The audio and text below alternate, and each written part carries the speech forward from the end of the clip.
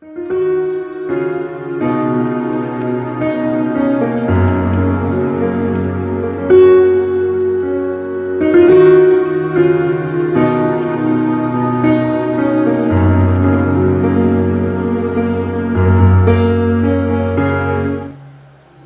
c'est le jour de la Pentecôte. Qui sait ce que c'est que la Pentecôte?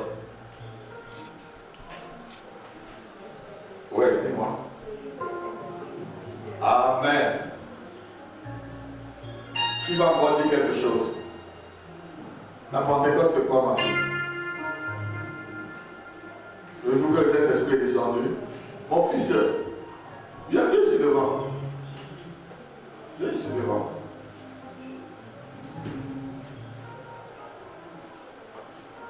Mets-toi derrière maman. Mets-toi derrière maman. Voilà, mets-toi là comme ça. Comme ça, tu vas bien sûr. La Pentecôte se célébrait 50 jours après la Pâque. Notez-le. Et c'est très symbolique. Et cette nuit, Dieu m'a fait une nouvelle révélation sur ce que c'est que la Pentecôte. On va voir ce matin. Subitement, j'étais à genoux en train de prier et je me suis retrouvé en extase. Et dans l'extase, j'ai vu deux choses.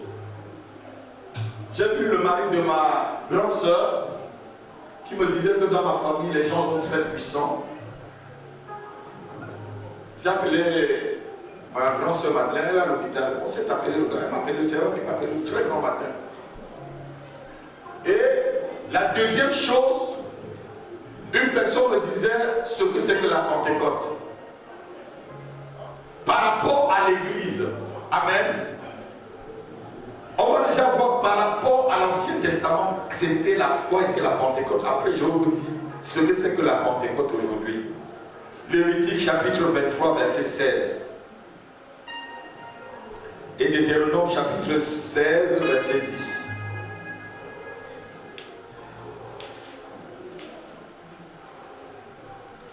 La vie que Dieu m'a donnée, personne ne peut l'enlever. La vie que Dieu m'a donnée, personne ne peut l'enlever. Lis ma fille. Lévitique 23, verset 16. Vous compterez 50 jours jusqu'au lendemain. Vous compterez 50 jours jusqu'au lendemain. Du 7e sabbat. Et vous ferez à l'Éternel une offrande nouvelle. Et vous ferez à l'Éternel une offrande nouvelle. Deutéronome 16, verset 10. Donc, la Pentecôte aussi, on faisait des offrandes. C'était un jour de grande offrande. Amen. Parce que c'était un jour où on ne travaillait pas. Deutéronome 10, verset 16. Pardon, 16, verset 10, pardon. Puis tu célébreras la fête des semaines. Et tu feras des offrandes volontaires. Et tu feras des offrandes. Vous voyez que dans toute l'explication de la Pentecôte, on parle des offrandes volontaires. On va voir par rapport. Selon les bénédictions que l'Éternel, selon les bénédictions que l'Éternel, ton Dieu, t'aura accordées. Amen. Amen. Donc, la Pentecôte marquait, notez ceci, dans l'Ancien Testament, la fin de la moisson d'orge en Israël. Et je vais vous expliquer par rapport au Nouveau Testament tout cela correctement. Personne ne travaillait en ce jour-là en Israël parce que chacun apportait son offrande, comme on a vu tout à l'heure. Son sacrifice. Ce que Dieu l'avait béni par rapport à ce que Dieu l'avait béni.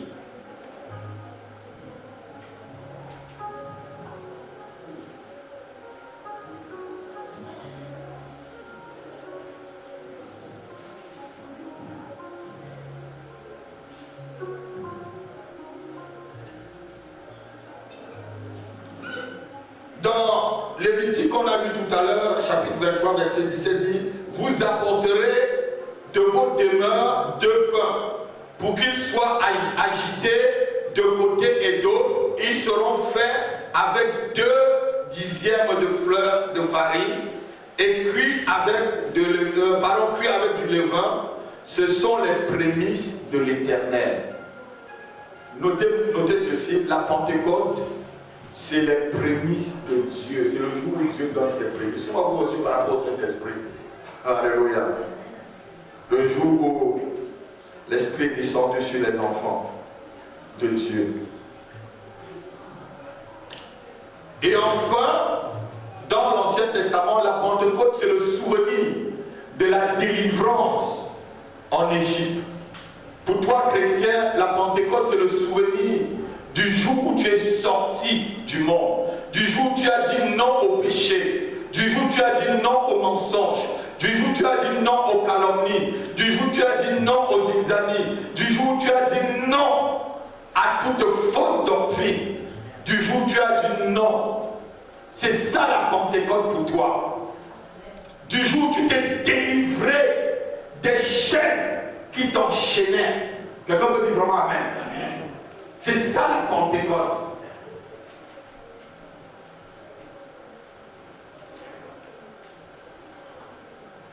Et maintenant, voici ce que l'Esprit de Dieu m'a dit, et je suis allé retrouver dans la Bible. La Pentecôte, c'est l'anniversaire de l'Église. Amen. Oh non, quelqu'un n'a pas compris. Je vais l'expliquer. La Pentecôte, c'est ton anniversaire. La Pentecôte, c'est le jour où l'Église est née. Le jour où l'effusion du Saint-Esprit est descendue sur l'Église. Le jour où Dieu a fait son don. Le jour où Dieu a fait son offrande à l'Église. Le jour où Dieu a fait son offrande dans ta vie. Le jour où Dieu a fait son offrande dans ta famille. Le jour où Dieu a porté son offrande dans la vie de chaque personne qui est enfant de Dieu. Toi, tu es une église en miniature. Toi, tu es une église en miniature. Vous êtes des églises en miniature.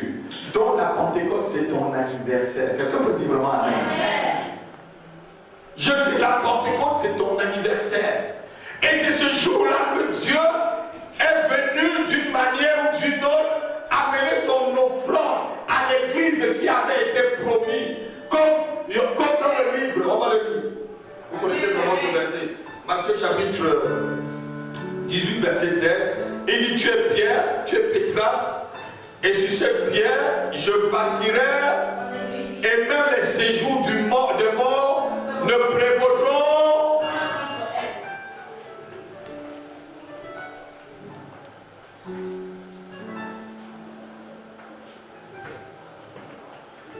Lis ma fille.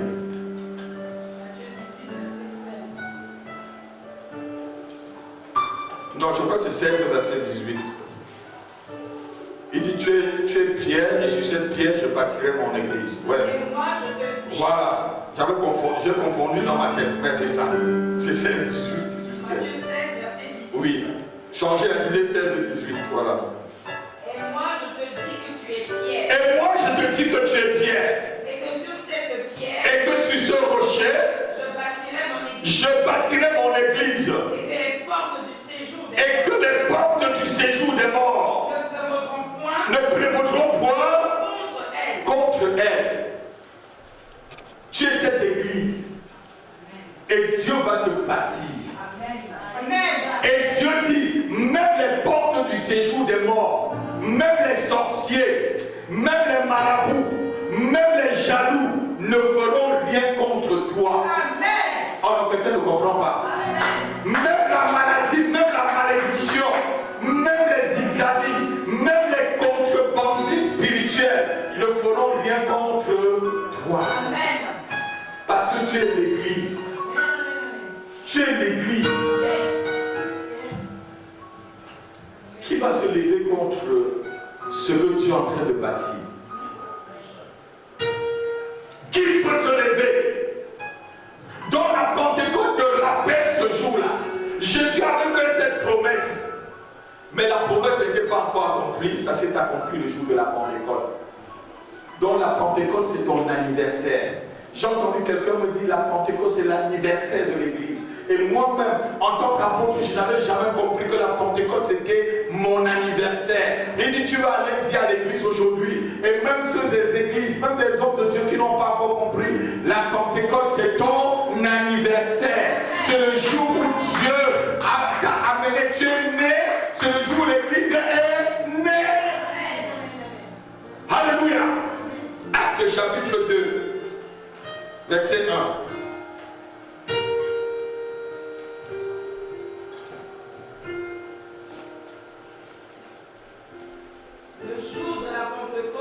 Le jour de la Pentecôte, ils étaient tous ensemble dans le même lieu. Ils étaient tous ensemble dans le même lieu. Continue ma fille. Tout à coup,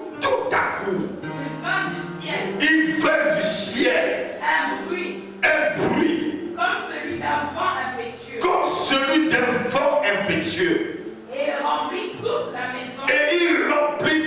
la maison. Où ils étaient assis. Des langues semblables à des langues de feu leur apparurent séparées les unes des autres et se posaient sur chacun d'eux. Amen, assois-toi. Regardez ce jour-là. Dieu est venu déposer ce que la Bible appelle les arts de l'esprit. Vous connaissez ce que c'est que les arts de l'esprit? Quelqu'un sait ce que l'art de l'esprit?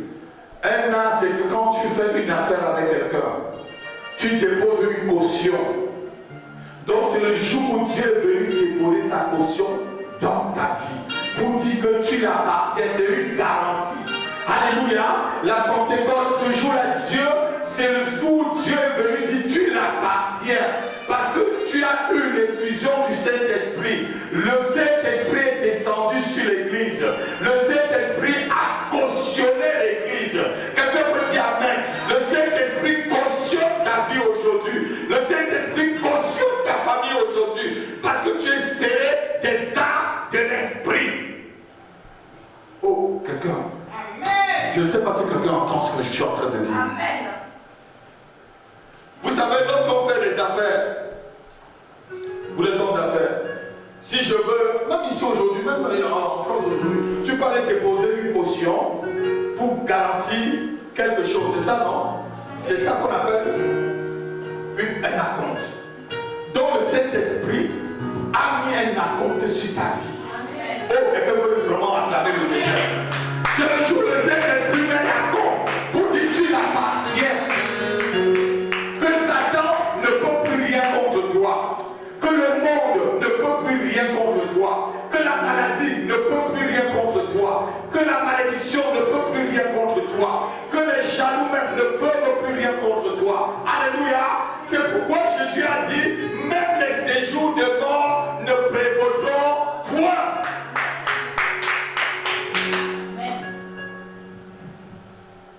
Dieu a déposé sa caution ce jour.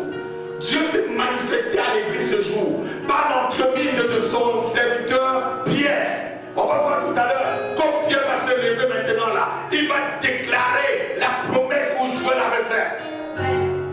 Et qui se réalisait ce jour-là par rapport à ta vie. Avant cela, personne n'était encore cautionné. Parce que Christ n'était pas encore à la croix. Il dit, allez, attendez jusqu'à ce que vous recevez ce que le Père vous a promis. Oh yes. Amen. Et ce jour, c'était le jour de la Pentecôte. C'est le jour où tu as reçu ta promesse. Tu as reçu la promesse de ta bénédiction. Tu as reçu la promesse de ton élévation. Tu as reçu la promesse de ton succès. Tu as reçu la promesse de ton mariage. Tu as reçu la promesse de ta délivrance. Tu as reçu la promesse que Dieu est avec toi et que personne ne peut être contre toi. Est-ce que tu peux vraiment dire Amen? Amen. Dieu a mis ce jour-là la caution pour ta guérison. Dieu a mis ce jour-là la caution pour ton élévation. Dieu a mis ce jour-là la caution pour ta protection. Dieu a mis ce jour-là la caution pour ton mariage, pour tes diplômes. Dieu a mis ce jour-là la caution pour ton succès. Il a dit, je cautionne. Je mets un acompte dont plus personne ne peut acheter. Satan ne peut plus t'acheter. Les démons ne peuvent plus t'acheter. Les sorciers ne peuvent plus t'acheter. Personne ne peut plus t'acheter. Parce que ce jour de la Pentecôte, Dieu t'a scellé des arts de l'esprit. Il a mis la caution du Saint-Esprit sur ta vie. Il a mis la caution du Saint-Esprit sur ta santé. Il a mis la caution du Saint-Esprit sur tes affaires. Il a mis la caution du Saint-Esprit sur ta famille. Quelqu'un me dit Amen. C'est un grand jour d'anniversaire. C'est un grand jour d'anniversaire. Vous fêtez vos anniversaires. Mais c'est ce jour que tu devais vraiment fêter. C'est ce jour qu'en tant qu'église, tu devais le fêter. Alléluia. Parce que c'est un jour de souvenir. Tu te souviens de ce que tu as fait. Alléluia. L'anniversaire c'est quoi? On se souvient qu'on est né, non? C'est aujourd'hui que tu es né. Dis c'est aujourd'hui que je suis né. C'est aujourd'hui que je suis né. C'est aujourd'hui que j'ai été arraché des ténèbres au royaume de Dieu. C'est aujourd'hui que ma famille a été arrachée des ténèbres au royaume du Fils de son amour. Alléluia. Aujourd'hui, là, Dieu cautionne. Dieu te dit, tu es mon fils et je suis ton père. Plus personne ne te touchera. Plus personne. Aujourd'hui, Dieu te dit, tu ne deviendras plus jamais pauvre. Même si c'était écrit sur ta vie, pauvreté. Aujourd'hui, Dieu a cautionné que tu vas te marier, même si c'était écrit célibataire à vie. Aujourd'hui, Dieu a dit, tu dois travailler, même si c'était écrit chômage à vie. Dieu te cautionne aujourd'hui. Dieu apporte son offrande dans ta vie. Le don de la Pentecôte, le don de son esprit, le don de sa présence, le don de sa protection, le don de sa guérison. Dieu l'apporte aujourd'hui, le jour de la Pentecôte. C'est pourquoi l'église doit se souvenir. Quelqu'un m'a dit vraiment Amen. Ton Amen là ne m'encourage pas. Donne-moi la main, je vais te parler. Alléluia. Dieu cautionne. Dieu cautionne que tu vas être grand. Dieu cautionne que tes enfants seront grands. Dieu a mis une caution. Satan dit mais alors, pourquoi celle-ci, elle a fait beaucoup de mal. Celui-là, il a fait beaucoup de mal. Il a tué. Dieu dit, je cautionne. Dieu dit, même si tu es en prison spirituelle, sache qu'aujourd'hui, Dieu a payé une caution pour toi. Oh, je dis, même si tu es dans une prison spirituelle, Dieu est venu payer une caution. Dieu est venu donner un acompte pour que tu sois libéré. Dieu est venu donner un acompte pour que ton ministère se libère. Qui le croit? Qui le croit? J'ai vu un signe ce matin. Je vous ai dit dimanche dernier que j'étais en train de voir Canaan. Vous savez, Dieu nous a parlé dans cette église. Et Dieu nous a dit des choses d'avance. Et ce matin, je suis en train de voir un signe. On est dans la bonne direction.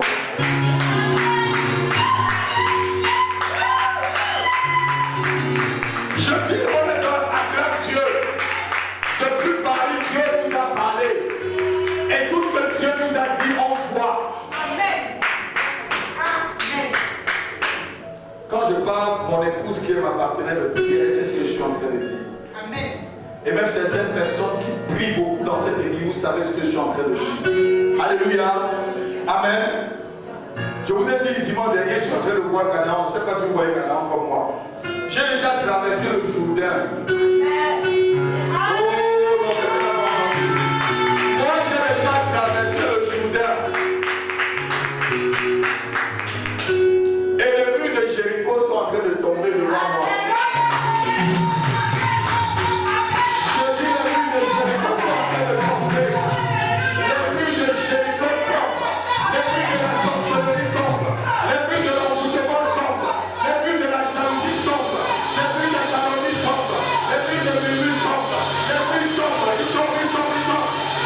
que c'est la Pentecôte.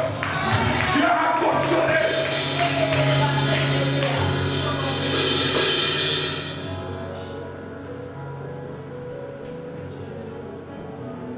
Ma fille était en train de me dire tout à l'heure, on parlait. Elle parlait des enseignements de mercredi pour ceux qui le suivent ici. Et même mon épouse m'a parlé de 3 années de l'école publique qu'elle a fait. Elle m'a dit, on va seulement courir la tête à Garisma. Toi, tu expliques les choses très bien. Il y aura des écoles publiques dans ce ministère. Il y aura des écoles publiques, des écoles publiques. Il y aura des écoles bibliques dans ce ministère. Je ne sais pas qui me disait mercredi que les choses sont très bien expliquées. Qui me disait ça? C'était qui là mercredi qui me le disait? C'était sœur Nathalie ou c'était sœur. Ah, c'était toi, sœur Latifa. Elle me disait, mais pasteur, la même chose que tu m'expliques là. On m'a expliqué ailleurs. Moi, pour moi, c'était comme. Mais là, tu me dis des choses. J'assimile facilement parce que tu l'expliques très clairement. Chacun a un don. Écoutez-moi, chacun a un don. Est-ce que vous savez que l'apôtre Pierre lisait les épîtres de Paul? Parce que Paul avait un don d'expliquer les choses. Pierre lui-même lisait les épîtres de Paul. Il dit, c'est ce que Paul vous écrit souvent. Donc ça veut dire, lui-même il lisait ce que Paul écrivait souvent. Parce que Paul avait la facilité d'expliquer des choses très compliquées que certains y entraient dedans sans avoir compris très simplement aux gens. C'est ce que Pierre disait, je crois dans 2 Pierre. Mais sachez que Dieu va vous relever. Yes. Je dis Dieu va vous relever. Dieu travaille. Ce jour-là, le jour de la Pentecôte, il reste. C'est avec le reste. Ce n'est pas avec les 100, les 5000 personnes qui suivaient Jésus. Ce n'est pas les 5000 sur qui Jésus avait donné à manger. Jésus avait fait des miracles. Mais c'était un faible reste qui ont reçu la caution. Alléluia. Et je dis, ce faible reste a reçu la caution ce jour. Je le prophétise. Je dis, tu as reçu la caution ce jour de ce ministère. Je dis, tu as reçu la caution de ce ministère. Alléluia. Dis, c'est mon anniversaire aujourd'hui. Dis, c'est mon anniversaire aujourd'hui. C'est mon anniversaire aujourd'hui. C'est mon anniversaire aujourd'hui. Alléluia.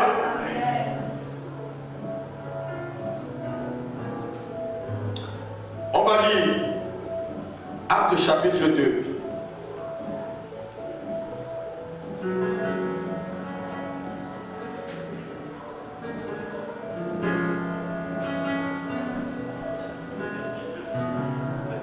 Non, pas verset 1.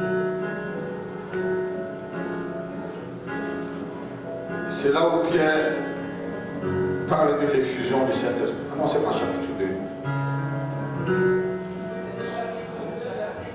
Ouais, chapitre 2, verset 15, c'est ma fille. Ouais, c'est justement ça. Oui. Acte chapitre 2, verset 15.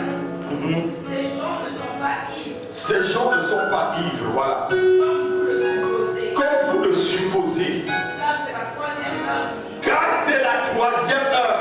La 3e heure du jour, c'est quelle heure? 9 heures. 9 heures. La caution avait tellement fait trembler l'endroit. La caution avait rendu les gens tellement remplis du Saint-Esprit. Je dis, la caution de Dieu te remplit aujourd'hui. Les gens vont croire que tu es ivre de bénédiction. Parce que la bénédiction de Dieu va rendre d'autres fous. Ils vont croire que tu es fou fort. Parce que tu es béni tellement. Alléluia. Déjà le matin, ils vont voir la gloire de Dieu se lever sur toi. Je dis, le matin, ils vont voir déjà la gloire de Dieu. Le rose se lever sur ta vie. Ils vont dire, mais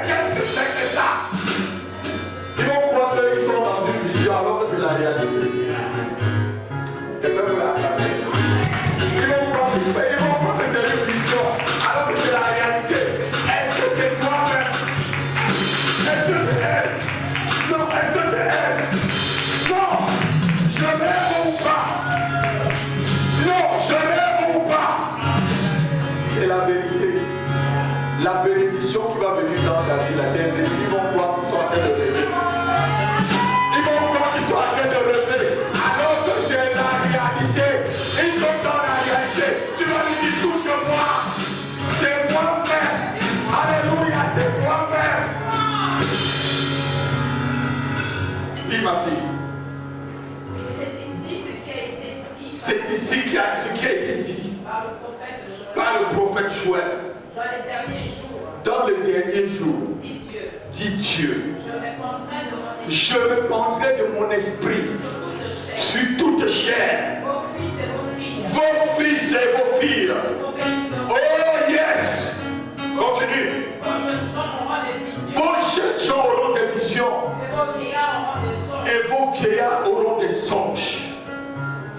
Oui, sur mes serviteurs. Oui, sur mes serviteurs Sur mes servants. et sur mes servantes.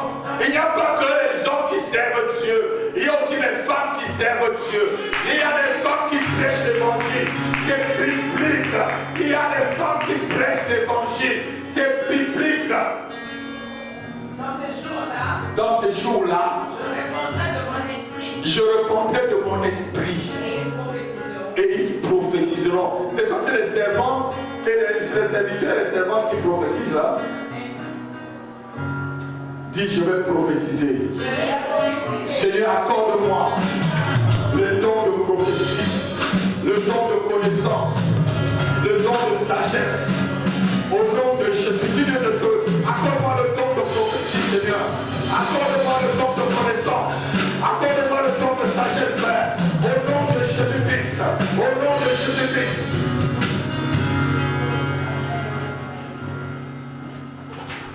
Je reprendrai de mon vie. Vous voyez que le jour de la Pentecôte, qu'est-ce que Dieu a fait? Il a répandu son esprit. Donc ce matin-là, je vous dis à quelqu'un, reçois l'abondance de l'esprit. Donc, quelqu'un n'a pas entendu. Je dis, reçois de l'abondance de son esprit. Reçois de l'abondance de son esprit.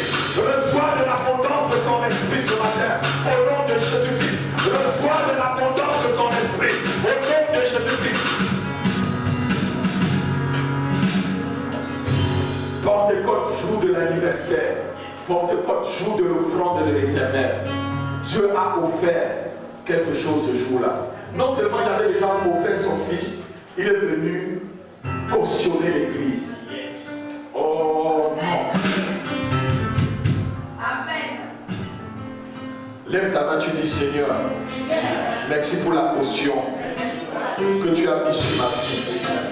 En ce jour de Pentecôte, merci Seigneur pour la caution que tu as mis pour mon succès, pour mon élévation, pour ma guérison, pour ma gloire, pour ma protection, pour mes diplômes, pour mon mariage, pour ma santé, pour ma famille, au nom de Jésus. Merci pour la caution, merci pour la caution.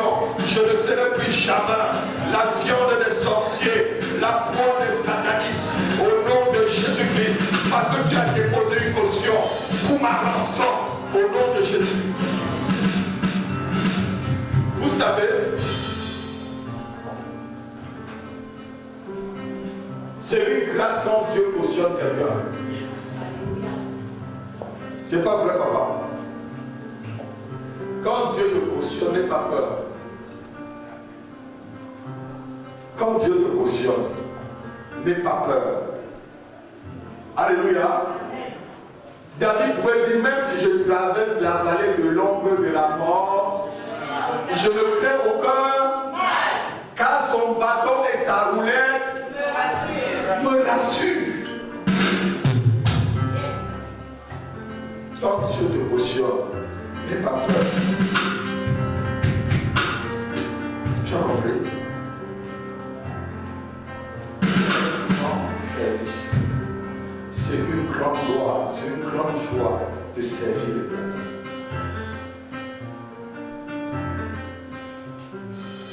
Aujourd'hui, là, nous on entre dans le travail que les autres ont fait. Tu ne peux plus être scié. Est-ce que tu sais qu'on a scié Ésaïe en deux? Le plus grand prophète de la Bible, il a été scié en deux.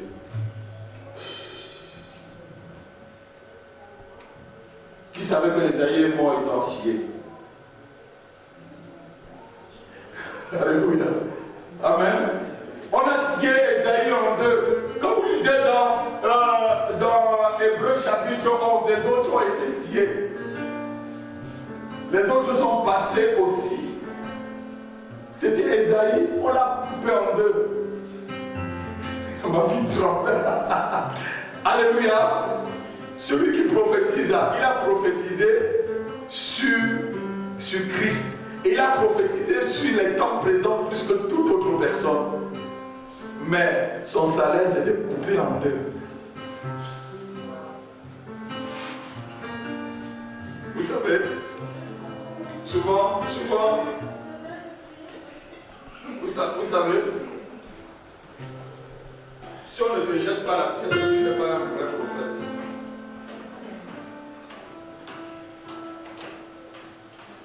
Regardez-moi.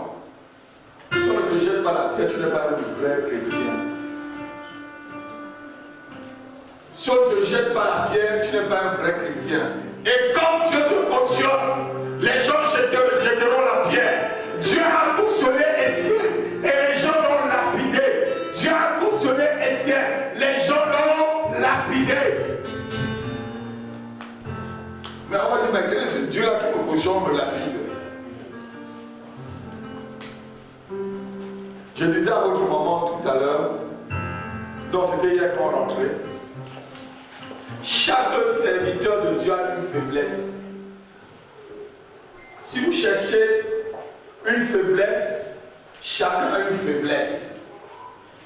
Pour que Dieu soit Dieu. Si je n'avais pas une faiblesse, je serais Dieu. Mais Dieu m'utilise avec mes faiblesses. Je ne me complais pas dans mes faiblesses. Je cherche à travailler mes faiblesses. Je ne m'assieds pas dans mes faiblesses. Je ne dis pas que je suis content de mes faiblesses. C'est ce que je disais à votre maman. Mais Dieu m'utilise là-dedans comme ça. Sinon, je serais Dieu.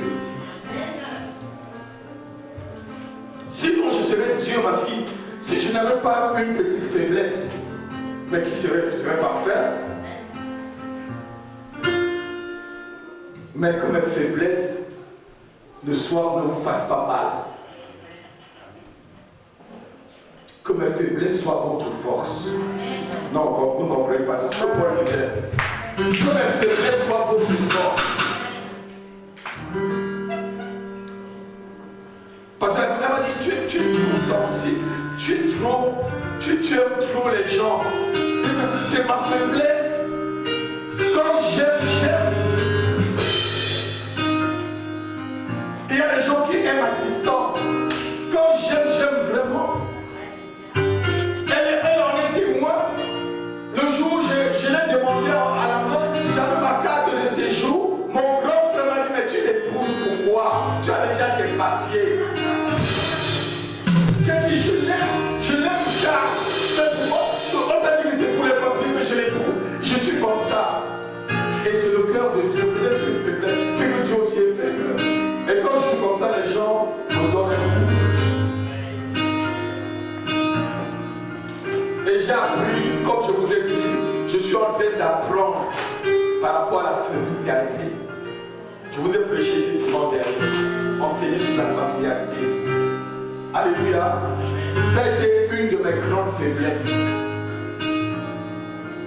Vous savez que certains hommes de Dieu, pour les atteindre, c'est dur, non? Est-ce que je mens? Vous pouvez faire une année dans une église, il prêche ici, il passe la table, il va dans une église, vous ne le touchez jamais. Tu ne le vois jamais. Alléluia.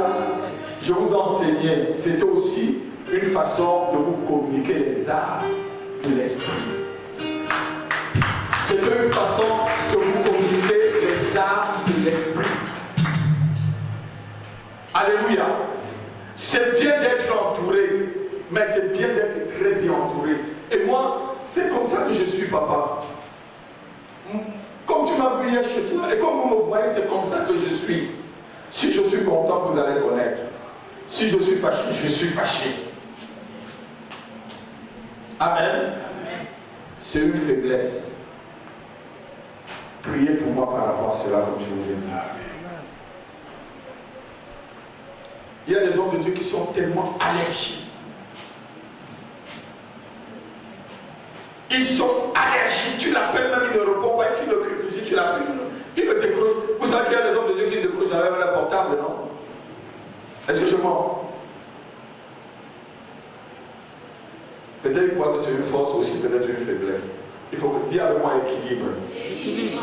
L'équilibre. Dites avec l'équilibre. Je vous ai communiqué cela dimanche dernier.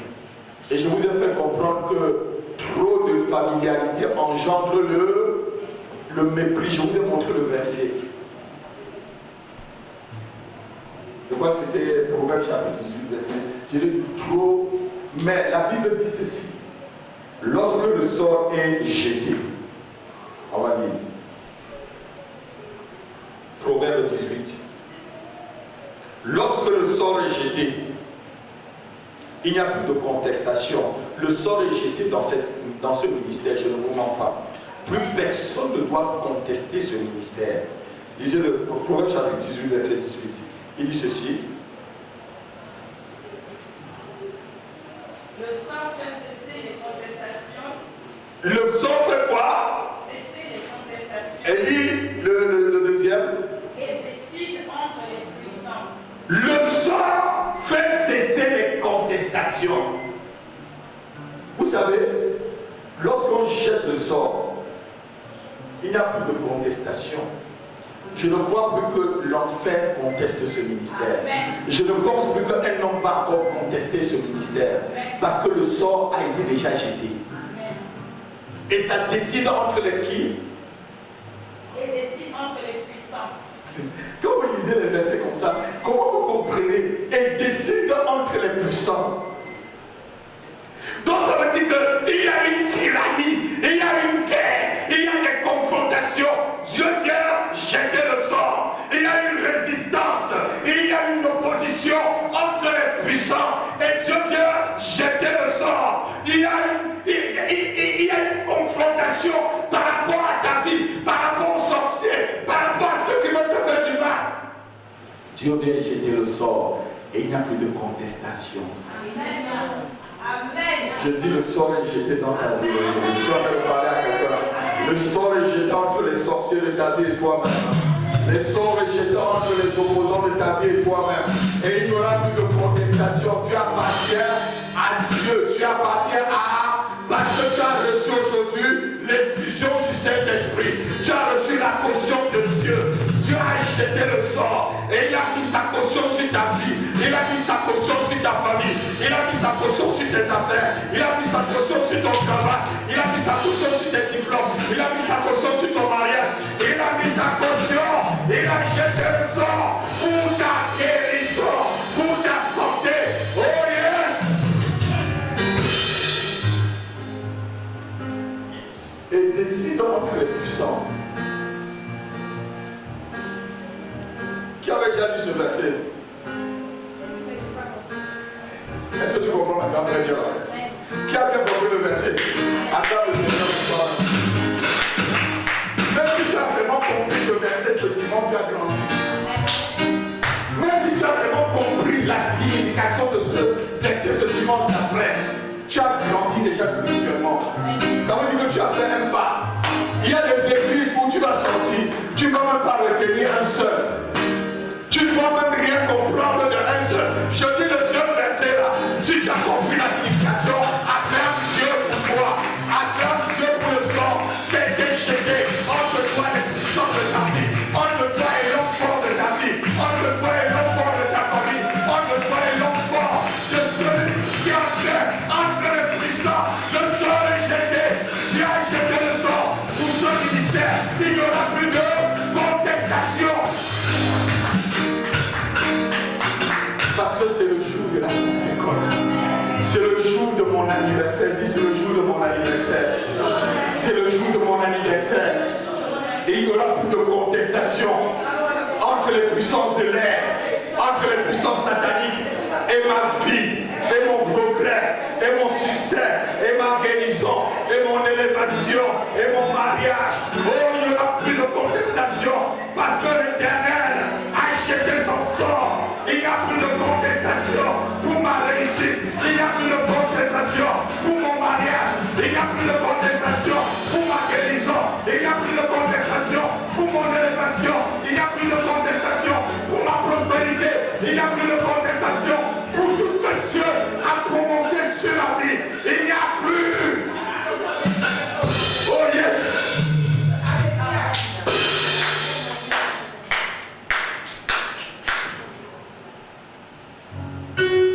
Aucun démon ne peut plus contester pour ta délivrance. Aucun démon ne peut plus contester pour ta délivrance. Aucun sorcier de ta vie ne peut plus contester pour ta délivrance. Je dis aucun sorcier de ta vie ne peut plus contester pour ton élévation. Parce que le sort a été jeté. Le sort a été jeté. Le sort a été jeté. Le sort a été jeté. Le sort a été jeté.